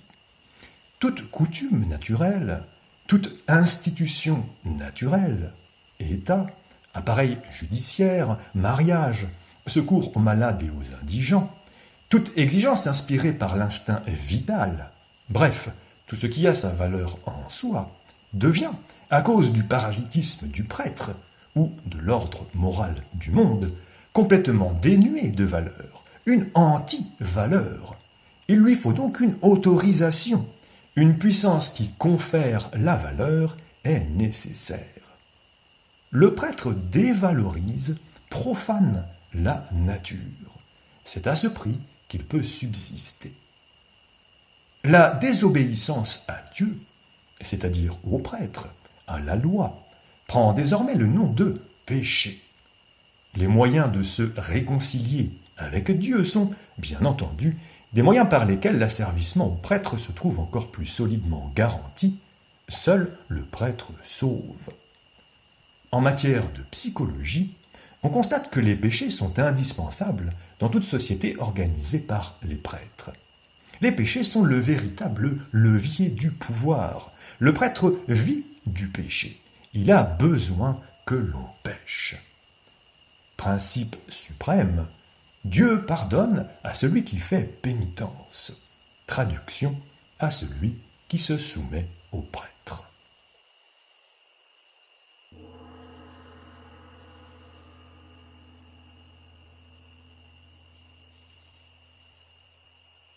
C'est sur un terrain à ce point faux, où toute nature, toute valeur naturelle, toute réalité avait contre elle les instincts les plus profonds de la classe dominante, qu'a poussé le christianisme, cette forme d'hostilité à mort contre la réalité qui, jusqu'ici, n'a jamais été surpassée. Le peuple saint, qui pour toute chose n'avait conservé que des valeurs de prêtre, du vocabulaire de prêtre, et qui, avec une conséquence logique qui fait peur, avait séparé de lui comme profane, comme monde, comme péché, tout ce qui subsistait encore d'autres puissances sur terre, ce peuple créa, pour exprimer son instinct, une dernière formule logique jusqu'à la négation de soi. Il nia même, en tant que christianisme, la dernière forme de réalité, le peuple saint, le peuple élu, la réalité juive elle-même. Ce cas est primordial. Le petit mouvement insurrectionnel baptisé du nom de Jésus de Nazareth, c'est l'instinct juif répété. Autrement dit, l'instinct du prêtre qui ne supporte plus le prêtre comme réalité. L'invention d'une forme d'existence encore plus abstraite, d'une vision du monde encore plus irréelle que l'implique l'organisation d'une église. Le christianisme nie l'Église. Je ne vois pas contre quoi était dirigée l'insurrection dont Jésus passe, à raison ou à tort, pour être l'instigateur, si ce n'était pas une insurrection contre l'Église juive. Église, exactement au sens où nous prenons ce mot aujourd'hui. C'était une insurrection contre les bons et les justes, contre les saints d'Israël, contre la hiérarchie sociale, nullement contre leur corruption, mais contre la caste, le privilège, l'ordre, la formule. C'était l'incrédulité envers les hommes supérieurs, le non opposé à tous ceux qui étaient prêtres et théologiens. Mais la hiérarchie qui se trouvait ainsi, encore que momentanément, mise en question, était la construction sur pilotis sur laquelle le peuple juif se maintenait encore au-dessus des eaux, l'ultime possibilité, péniblement acquise, de subsister, le résidum de son existence politique séparée. L'attaquer, c'était attaquer l'instinct le plus foncier du peuple, le vouloir vivre le plus tenace qu'il y ait jamais eu sur terre. Ce saint anarchiste, qui appelait le bas peuple, les exclus et les pécheurs, les Chandala, à l'intérieur du judaïsme, à s'opposer à l'ordre régnant, dans un langage qui, s'il faut en croire les évangiles, vous conduirait aujourd'hui encore en Sibérie, était un criminel politique, pour autant qu'étaient possibles des criminels politiques dans une société apolitique jusqu'à l'absurde. Et c'est cela qui le conduisit à la croix. La preuve en est l'inscription sur la croix. Il mourut à cause de sa propre faute. Il n'y a aucune raison de croire, bien qu'on le prétende à tout bout de champ, qu'il est mort pour la faute d'autrui.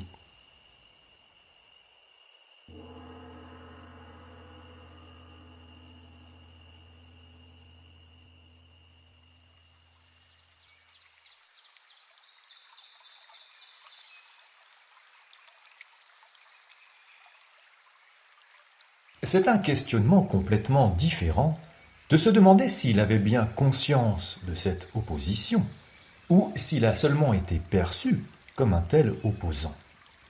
Et c'est ici seulement que je commence à toucher au problème de la psychologie du Sauveur. J'avoue qu'il y a peu de livres que je lis avec autant de difficultés que les évangiles. Ces difficultés sont d'un autre ordre que celles qui, mises en évidence, permirent à la curiosité érudite de l'esprit allemand de fêter l'un de ses plus mémorables triomphes.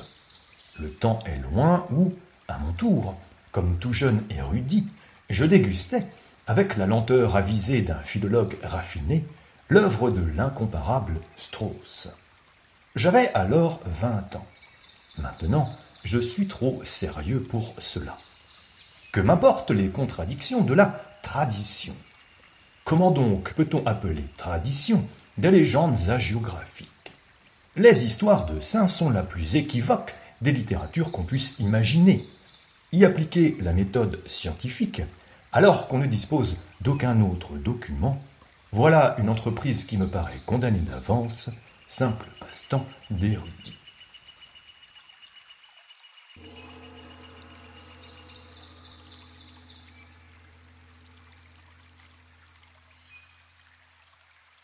Ce qui m'importe, à moi, c'est le type psychologique du Sauveur.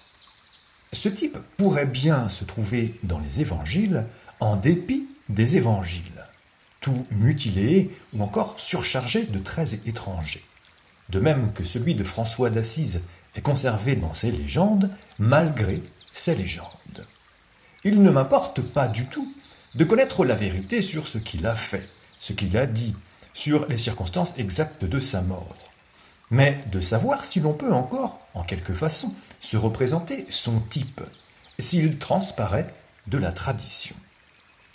Les tentatives que je connais pour déchiffrer, dans les évangiles, jusqu'à l'histoire d'une âme, m'apparaissent être la preuve d'une exécrable légèreté psychologique. Monsieur Renan, ce bouffon in psychologicis, a fait intervenir, pour expliquer à sa façon le type de Jésus, les deux notions les plus incongrues qu'on puisse trouver à cet effet. La notion de génie et celle de héros. Or, s'il y a quelque chose d'étranger à l'évangéliste, c'est bien la notion de héros. C'est justement le contraire de toute lutte, de toute disposition belliqueuse, qui est ici devenu instinct. L'incapacité à résister, devenue morale, ne résiste pas aux méchants. Le mot le plus profond des évangiles, leur clé en un sens. La béatitude dans la paix, dans la douceur, dans l'incapacité à être hostile. Que signifie bonne nouvelle? La vraie vie, la vie éternelle, est trouvée. Elle n'est pas promise, elle est là, elle est en vous, comme vie dans l'amour sans réserve ni exclusion, sans distance. Chacun est un enfant de Dieu. Jésus ne réserve absolument pas cela pour lui seul, et chacun, en tant qu'enfant de Dieu, est l'égal de chacun. Faire de Jésus un héros. Et quel malentendu que ce mot de génie. Toute notre notion d'esprit, relevant de la culture, n'a, dans l'univers où vit Jésus, absolument aucun sens. À parler avec la rigueur du physiologiste, c'est un tout autre mot qui serait ici à sa place. Nous connaissons un état d'excitabilité morbide du toucher qui fait que l'on répugne à toucher, à saisir un objet solide, que l'on pousse un tel habitus physiologique jusqu'à son ultime logique, et l'on obtient une haine instinctive contre toute réalité, une fuite dans l'insaisissable, dans l'inconcevable, une aversion pour toute formule, toute notion de temps et d'espace, pour tout ce qui est solide, coutume, institution, église, un sentiment d'être chez soi dans un monde qui ne relève plus d'aucune espèce de réalité, dans un monde qui n'est plus qu'intérieur, un vrai monde, un monde éternel. Le royaume de Dieu est en vous.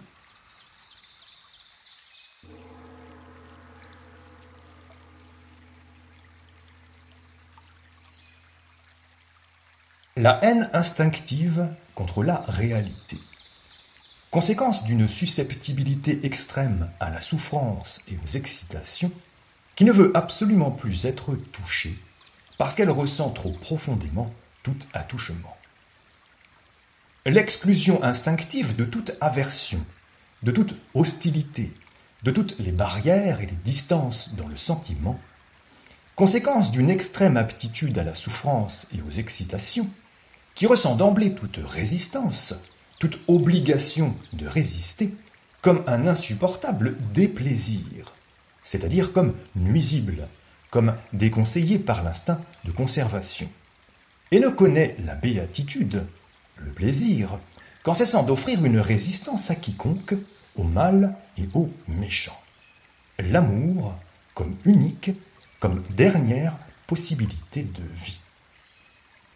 Voilà les deux réalités physiologiques d'où a surgi la doctrine du salut. Je vois en celle-ci un développement sublime de l'hédonisme sur un fondement complètement morbide. Ce qui lui est le plus apparenté, encore qu'avec un important supplément de force nerveuse et de vitalité grecque, c'est l'épicurisme, la doctrine païenne du salut. Épicure, décadent typique. J'ai été le premier à le reconnaître comme tel.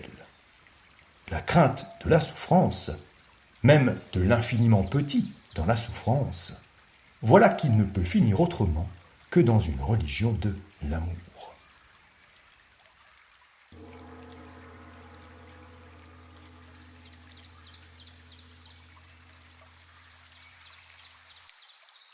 J'ai donné par avance ma réponse au problème.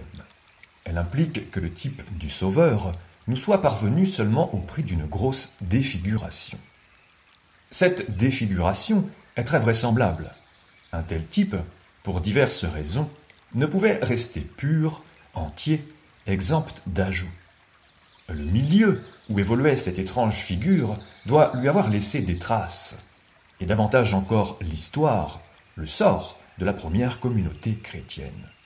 À partir de ce sort, on a rétroactivement enrichi son type de traits qui ne saurait se comprendre qu'en raison de la guerre et des fins de propagande. Cet univers bizarre et malade dans lequel nous font pénétrer les évangiles, monde qu'on dirait tiré d'un roman russe, dans lequel le rebut de la société, les névropathies et la niaiserie enfantine semblent s'être donné rendez-vous, ne peut pas ne pas avoir grossièrement déformé ce type. Les premiers disciples, en particulier, traduisirent dans leur propre simplisme un être flottant tout entier dans des symboles et des choses extraordinaires. Pour eux, le type n'avait d'existence qu'une fois coulé dans des formes plus connues. Le prophète, le Messie, le juge dernier, le maître de morale, le faiseur de miracles, Jean-Baptiste, autant d'occasions de méconnaître le type. Enfin, ne sous-estimons pas le proprium de toute grande vénération, notamment quand elle est sectaire. Elle efface les traits originaux et idiosyncrasies, souvent une pénible étrangeté, de l'être vénéré, elle ne les voit même pas. Il est regrettable qu'un Dostoïevski n'ait pas vécu dans le voisinage de ce décadent intéressant entre tous. J'entends quelqu'un qui aurait su être sensible à l'attrait touchant d'un tel mélange de sublime, de morbide et d'infantile. Un dernier point de vue. Ce type pourrait, en tant que type de décadence, avoir effectivement été composé de traits de caractère divers et antinomiques. Une telle possibilité n'est pas totalement à exclure. Néanmoins, tout en dissuade. Il aurait fallu pour cela que la tradition fût remarquablement fidèle et objective. Or, nous avons des raisons d'admettre le contraire. En attendant, il y a une contradiction béante entre celui qui prêche sur la montagne, sur le lac et sur les prairies, dont l'apparition ressemble à celle d'un Bouddha en terrain fort peu indien, et d'autre part ce fanatique de l'agression, cet ennemi mortel des théologiens et des prêtres, que la méchanceté de Renan a magnifié comme le grand maître de l'ironie. Pour ma part, je ne doute pas que l'abondante dose de fiel, et même d'esprit, n'a été répandue sur le type du maître que par l'état d'échauffement de la propagande chrétienne. On connaît abondamment, sans doute, l'absence de scrupules de tous les sectaires lorsqu'il s'agit de fabriquer leur propre apologie en se servant de leur maître. Lorsque la communauté primitive a eu besoin d'un théologien capable de juger, de quereller, de s'irriter, capable d'arguties malignes contre des théologiens, elle se créa son Dieu selon ses besoins, comme elle lui mit sans hésiter dans la bouche ces notions totalement anti-évangéliques, dont désormais elle ne pouvait plus se passer, la parousie, le jugement dernier, toutes les formes d'attente et de promesses temporelles.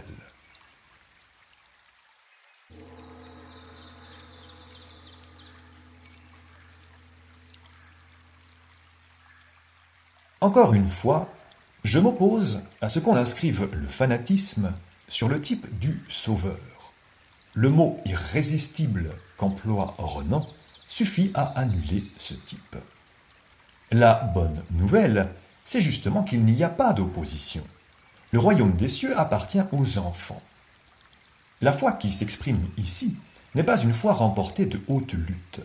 Elle est là depuis le commencement. Elle est une sorte d'innocence enfantine réfugiée dans du spirituel. Le cas de la puberté retardée, restée à l'état non développé dans l'organisme, comme corollaire de la dégénérescence, est au moins connu des physiologistes. Une telle foi ne s'irrite pas, ne blâme pas, ne se défend pas. Elle ne porte pas le glaive. Elle n'imagine absolument pas jusqu'à quel point elle pourra un jour diviser. Elle ne se prouve pas, ni par des miracles, ni par une récompense ou une promesse, ni même par l'écriture. Elle est à tout instant elle-même son propre miracle, sa récompense, sa preuve, son royaume de Dieu. Cette foi ne se formule pas non plus. Elle vit, elle s'interdit les formules. Bien sûr, les contingences du milieu, de la langue, de la formation antérieure déterminent un certain ensemble de notions. Le christianisme primitif ne manipule que des notions juives et sémitiques. Le manger et le boire de la scène en fait partie, cette notion dont, comme tout ce qui est juif, l'Église a fait un si mauvais abus. Mais que l'on se garde d'y voir autre chose qu'un langage codé, une sémiotique, une occasion de parabole. Pour cet anti-réaliste, la condition absolue de toute parole est qu'aucun mot ne soit pris à la lettre. Chez les Indiens, il se serait servi des notions Sankhya, chez les Chinois de celles de Lao Tse, et cela sans faire de différence. Au prix de quelques laxismes terminologiques, on pourrait appeler Jésus un esprit libre. Il n'a rien à faire avec tout ce qui est fixe. La lettre tue, tout ce qui est fixe tue. La notion de vie, l'expérience de la vie, et les seuls qui le connaissent, répugnent chez lui à toute espèce de mots, de formules, de lois, de croyances, de dogmes. Il ne parle que de ce qu'il y a de plus intérieur. Vie, ou vérité, ou lumière, c'est son mot à lui pour désigner ce qu'il y a de plus intérieur. Tout le reste, la réalité dans son ensemble, la nature dans son ensemble, le langage lui-même, n'a pour lui que la valeur d'un signe, d'une parabole. Il ne faut surtout pas se méprendre en cette occurrence, si grossièrement égarant que soit le préjugé chrétien, je veux dire le préjugé de l'Église. Un symboliste par excellence comme lui se tient en dehors de toute religion, de toute notion de culte, de toute histoire, de toute science de la nature, de toute expérience du monde, de toute connaissance, politique, psychologie, de tout livre et de tout art. Son savoir à lui, c'est justement la pure ignorance qui méconnaît l'existence de ce genre de choses. La culture ne lui a même pas connu par ouï-dire, il n'a pas besoin de la combattre, il ne la nie pas. Même chose pour l'État, pour l'ordre et la société civile dans son ensemble, pour le travail, pour la guerre, il n'a jamais eu l'idée de la notion de monde. La négation est justement chez lui quelque chose d'absolument impossible. Manque également la dialectique, l'idée qu'une croyance, une vérité, puisse être prouvée par des raisons. Ces preuves, à lui, sont des lumières intérieures, des sentiments de plaisir et des approbations de soi intérieure, de simples preuves par le plaisir. Une telle doctrine ne peut pas non plus contredire. Elle ne conçoit absolument pas qu'il y ait d'autres doctrines, qu'il puisse y en avoir. Elle ne sait absolument pas se représenter de jugements contraires aux siens. Là où elle en rencontre, elle va se désoler par sympathie de l'aveuglement, car elle voit la lumière, mais elle ne va pas faire d'objection.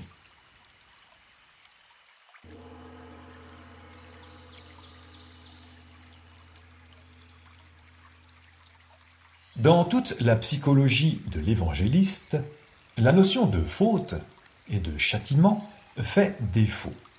De même, la notion de récompense. Le péché, toute distance entre Dieu et l'homme, est supprimée. C'est cela, justement, la bonne nouvelle. La béatitude n'est pas promise, elle n'est pas soumise à condition, elle est l'unique réalité, le reste est signe pour en parler. La conséquence d'un tel état se projette dans une nouvelle pratique, la pratique véritablement évangélique. Ce n'est pas une foi qui distingue le chrétien. Le chrétien agit. Il se distingue par un autre agir. Par exemple, il n'offre aucune résistance à celui qui est méchant avec lui, ni par la parole, ni dans son cœur. Et cela aussi bien avec l'indigène qu'avec l'étranger, avec les juifs qu'avec les non-juifs. Le prochain du Nouveau Testament, c'est effectivement le coreligionnaire, le juif. Il ne se met en colère contre personne, ne méprise personne. Il ne se montre pas aux tribunaux et ne s'y fait pas citer. Tu ne jugeras pas. En aucune circonstance, même dans le cas d'infidélité avérée de la femme, il ne se sépare de la sienne. Tout cela constitue, au fond, un principe unique. Tout cela est la conséquence d'un instinct unique. La vie du Sauveur ne fut rien d'autre que cette pratique-là. Il n'avait pas besoin de formules ni de rites pour le commerce avec Dieu, pas même la prière. Il a rompu avec toute la doctrine juive de la repentance et de l'expiation. Il sait que c'est uniquement la pratique de la vie qui fait que l'on se sent divin, bienheureux, évangélique, à tout instant enfant de Dieu. Ce n'est nullement la repentance, nullement la prière de pardon qui mènent à Dieu, C'est uniquement la pratique évangélique qui conduit à Dieu, c'est elle justement qui est Dieu. Ce qui a été rejeté par l'évangéliste, c'est le judaïsme des notions de péché, de pardon des péchés, de foi, de salut par la foi. Toute la doctrine de l'Église juive se trouve niée par la bonne nouvelle. L'instinct profond de la façon dont il faut vivre pour se sentir au ciel, pour se sentir éternel, tandis qu'avec toute autre conduite, on ne se sent absolument pas au ciel. Voilà ce qui constitue l'unique réalité du salut. Une nouvelle manière de vivre, nullement une nouvelle pénitence.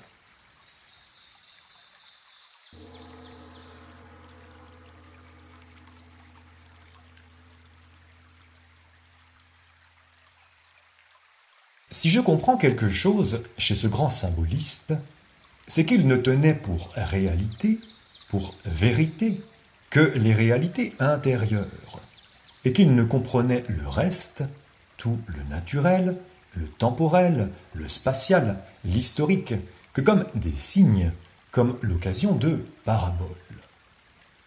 La notion de enfant de Dieu ne correspond nullement à une personne concrète qui s'intègre dans l'histoire, ni à quoi que ce soit de singulier, d'unique, mais correspond à une effectivité éternelle, à un symbole psychologique délivré de la notion de temps. Cela vaut aussi, encore une fois et au sens suprême, pour le Dieu de ce symboliste typique, pour le royaume de Dieu, pour le royaume des cieux, pour le droit des enfants de Dieu. Rien n'est moins chrétien que les simplismes de l'Église, avec son Dieu comme personne, son royaume de Dieu à venir, son royaume des cieux dans l'au-delà, son Fils de Dieu, deuxième personne de la Trinité. Avec tout cela, qu'on me pardonne l'expression, on met le point dans la figure. Et quelle figure, celle de l'évangéliste. Cynisme de l'histoire universelle dans son mépris envers le symbole. Or, ce à quoi fait allusion le symbole de Père et de Fils est pourtant évident. Pas à tout regard, j'en conviens. Le mot Fils exprime l'accès au sentiment de transfiguration de toutes les choses, à la béatitude. Le mot Père désigne ce sentiment lui-même, le sentiment d'éternité, d'accomplissement. J'ai honte de rappeler ce que l'Église a fait de ce symbolisme. N'a-t-elle pas placé une histoire d'Amphitryon au seuil de la foi chrétienne et un dogme de l'Immaculée Conception par-dessus le marché? Mais par là, elle a maculé la conception. Le royaume des cieux est un état du cœur, non pas quelque chose qui vient au-dessus de la terre ou après la mort. La notion de mort est complètement absente de l'Évangile. La mort n'y est pas une passerelle, un passage. Elle y est absente parce qu'elle relève d'un monde tout à fait différent, seulement apparent, utile uniquement pour les signes. L'heure de notre mort n'est pas une notion chrétienne. L'heure, le temps, la vie physique et ses crises n'existent absolument pas pour le maître de la bonne nouvelle. Le royaume de Dieu n'est pas quelque chose que l'on attend. Il n'a pas d'hier ni d'après-demain. Il ne vient pas dans 1000 ans. C'est une expérience du cœur. Il est partout. Il n'est nulle part.